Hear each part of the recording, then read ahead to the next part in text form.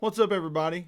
I've had a tremendous response from my initial Bible lingo for Bible Enthusiast video. So I'm going to kind of this is going to be a series of videos. Okay, so this will be part 2 or whatever, but I'm going to address YAPP, GILT lines, bands, ribbon types, and a few page layout terms. There are about 100, but I'm only going to address like 3 or 4 of them. So, and a lot of those you're just going to have to learn through experience in the community. So just hang tight. Before we get into it, I wanted to remind you guys to hit subscribe and hit the notification bell so you get notified when I upload new videos. Also, if you like this type of content and you feel it's helpful, if you want to support, you can either donate Bibles for giveaways.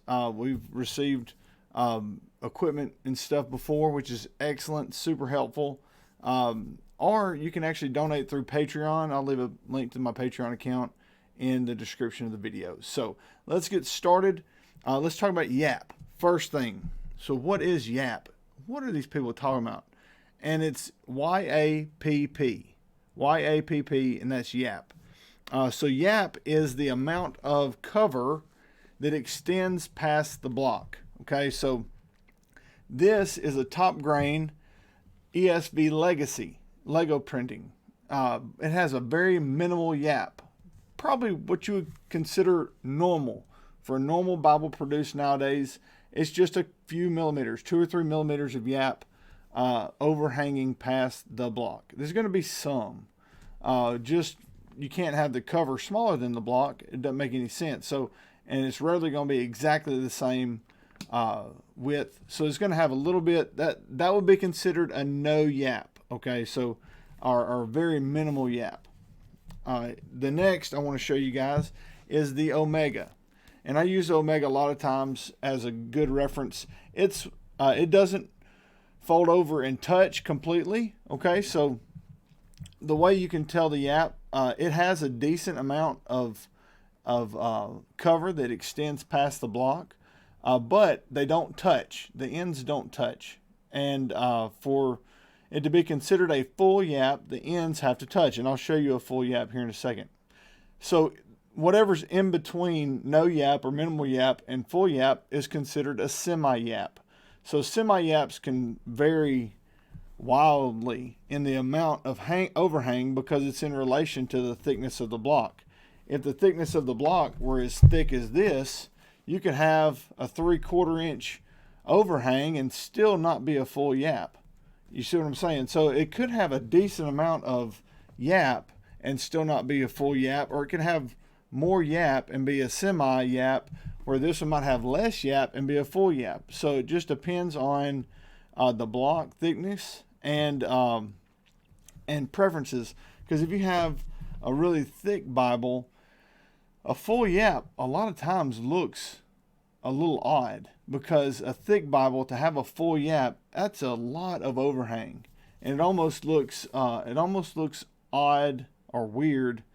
But really, the YAPP serves a purpose for protecting the block.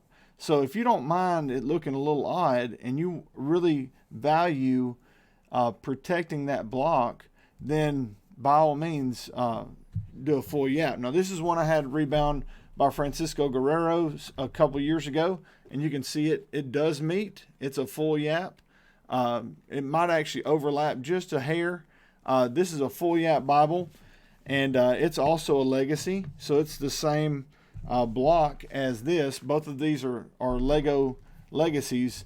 This one is Francisco added the art gilding and did the cover for me, full YAPP cover, where this one is just a minimal YAPP. So you can see where the edges are much cleaner, much more protected on this rebind, and I've had them about the same amount of time, use them about the same amount. So that kind of gives you an idea of the value of a full YAPP Bible. Okay, so there's a lot of value in having that YAPP to protect the block. Okay, I think that's probably enough on the YAPP. Let's talk about the next thing, the GILT line. GILT line, GILT line. That is the line on the interior of the cover or the liner, and it just surrounds the block. Okay, so it's just decorative. I don't know where they got the terminology from. I'm assuming it's from gold gilting that is impressed into these lines. Now, some rebinders, like myself, I don't have the gold gilting or the gold leafing, so I usually use a gold paint pen, which is real gold. But that's what I use when I do a gilt line on the interior. But that's what that is. It's the gold line that goes around the interior border of the liner. All right, next, bands, commonly called head and tail bands. It's this band right there. If it'll focus, please. Maybe if I'm moving my head out of the way. There you go. All right, see that red and gold? That's the band. Okay, so these bands, commonly called head and tail bands, are technically they're all headbands, unless you have they're all the same band. They're just cut and put in different places. Now, if you're looking to describe where something is, you got something down here on the guild closer to the tail band. So they're both bands. They're made of the same material. Now, classic banding is actual stitching, where the binder would stitch different color fabrics at the top of the book block to tie it all together all the way around. So what we have in today's editions, it's basically a prefabricated band of fabric that we cut that has one decorative end and one end that's not decorative, and you glue it onto the top of the book block. Now it acts in the same manner as in tying that all together, and it has a functional purpose, but it's not the same as the classic really decorative bands that were installed on books years ago. If you want to see a really great example of some quality legit band making, check out Monk's binding. Check out Monk's. Joseph Ramsey is a master craftsman. Check him out. Just search it online or on Facebook, and you'll see some of his work. It's amazing. Anyway, so those are the bands. Now we come to ribbons. All right, so I'm going to do another topic later about maps on glossy cardstock. That's my number one pet peeve. My number two pet peeve are ribbons. Okay, so, and I love Crossway to death. I do. But they use these little tiny ribbons, and they're not even really satin ribbons. They're just kind of ordinary ribbons. And what I mean by satin, I'll see if I can get a little closer and show you guys some of the differences between ribbons.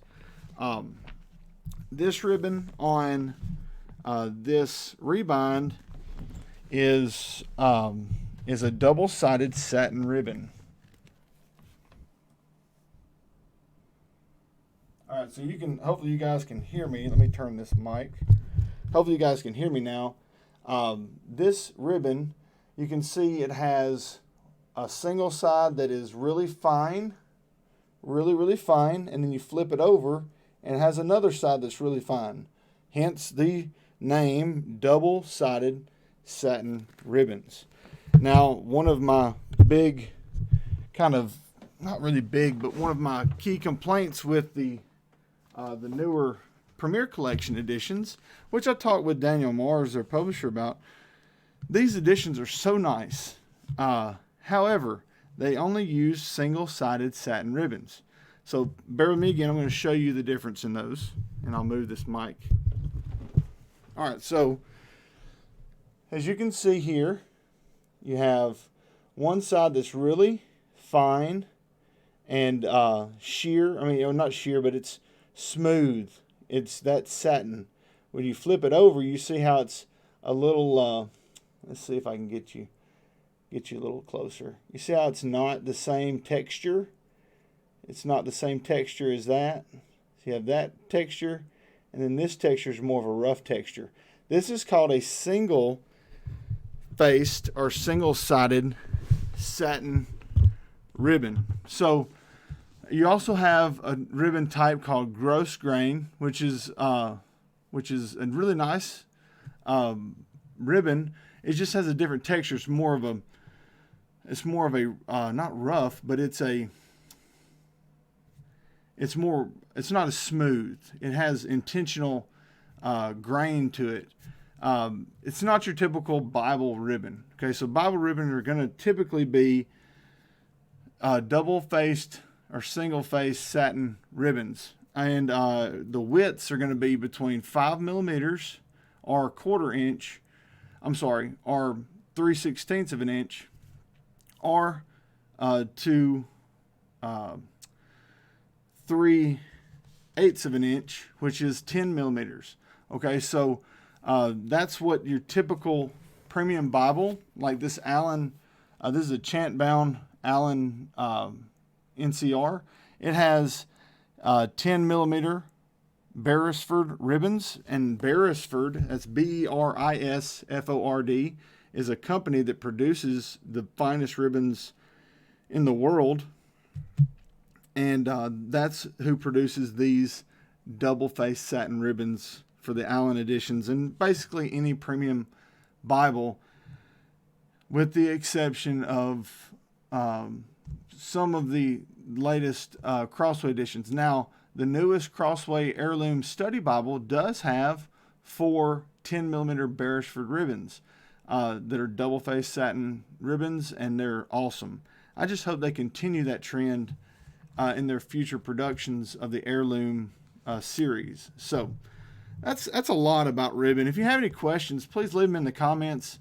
I'll try to address them, or plan on making another video. Like I said, this topic, Bible lingo and terminology, could really be a 10-20 video series. So I'm trying to knock out as much as I can to help you guys out as much as I can right now with these first few videos. So we've talked about YAPP, gilt lines. We've talked about bands and ribbon types and sizes. The next and last thing I want to talk about is going to be some page layout terminology that you're going to see in the groups. Okay, so you're going to see terms like SCR, NASB, SCR. So usually the first designation is the translation, so NASB, New American Standard Bible, or ESV, or KJV, or NKJV. You get where I'm going. So that first designation is the translation. The second designation is usually identifying the layout. So it's usually pretty straightforward. If you see LP, that usually means large print. If you see UT, that usually means ultra thin. Or TL, that usually means thin line. Or if you see PS, that usually means personal size. If you see R, that usually means reference. So if you put those together, SC can mean side column or single column, but typically a C means column. So if you put all these together, there's a few confusing parts, like SCR can be single column reference for an ESV or a side column reference for an NASB. So it has a dual meaning.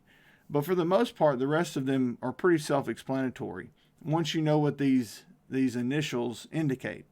So an LPPS is a large print personal size. A PSR is a personal size reference. A LPUT is a large print ultra thin. Or an LPTL is a large print thin line. All right, so a lot of those are pretty self-explanatory.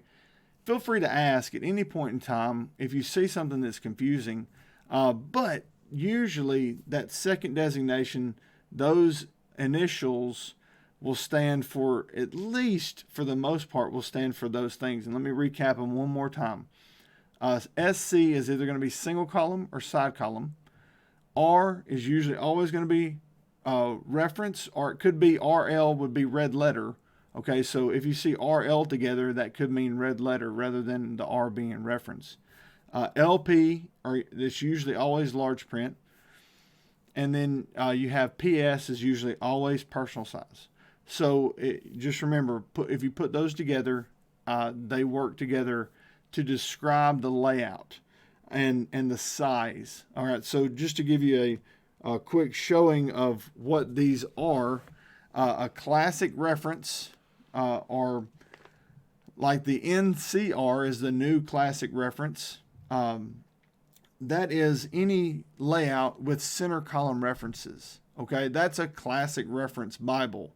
The NIV one, any of the 1 series editions, not any, but most of the 1 series, like the ESV one, the NIV one, any of those from Allen, they're going to be classic reference. That means they're going to be 2 columns of page with the center column reference.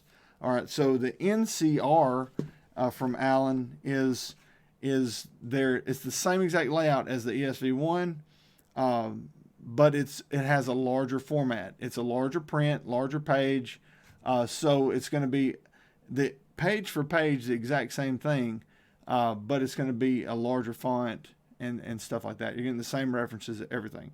Now the large print ultra thin is what Allen uses for their reader edition. So this is the red reader, and it also is that classic reference layout. It's dual column with center column references, and that is kind of a common theme, mainly because it's kind of a utility layout. You can study with it, you can preach from it, you can do all these things. Especially the NASB and the King James are both verse by verse. I think only the ESV is going to be a paragraph format. Anyway, and also here's the Zondervan edition of the classic reference, and it's very similar to the Allen and the Foundation. It's going to be dual column with single column with your references in the middle. And here's the King James from the Premier Collection from Thomas Nelson, and it's the same exact way. The Preaching Bibles from Thomas Nelson are the same way. I take that back. They're going to have their references at the bottom. So this is the giant print. King James, it's going to be center column references. The Open Bible is also center column references. So I take back the Preaching Bible thing. So anyway, those are some examples of kind of the classic reference layouts. So anyway, there's a lot more to discuss. Okay, so again, this is going to be a long video series, I'm sure. I want to show you the difference between the side column reference and the single column reference really quickly before we go. This is the ESV. This is the 08 single column reference edition, SCR, and it is a single column Bible, but your references are going to be on the inside, in the gutter. Now that's what this is called. The inside is called the gutter, and that's where your references are on this edition, which is very different. That's why this one's called the side column reference. So instead of your references being in the gutter, your references are on the outer margin. Okay, so, and this is called the Judge. This is an 02 NASB side column reference, SCR. And it has a French mill paper, which we discussed that on the last Bible Lingo video. And I showed this Bible in the last video. So anyway, that you can see there, it has the, if it'll focus, it has the references on the outer margin there, and this is single column verse by verse, one of the best layouts ever. But for the ESV, this is probably my favorite, mainly because I like having the marginal room for notes and stuff, and I will use the gutter for my references. It's just a personal preference thing. This 08 printing is a US printing, and it's on one of the best papers you can find as well. So, and they're about the same size. They're really big and thick, much like a single column 10, 11 point font Bible is going to be. So anyway, thank you guys for watching. I hope this was not just completely nerding out on you guys. Hopefully it's helpful for you guys that are new to the Bible enthusiast community. And love you guys. If you have questions, leave them in the comments. Don't forget to subscribe. Thanks for watching. God bless.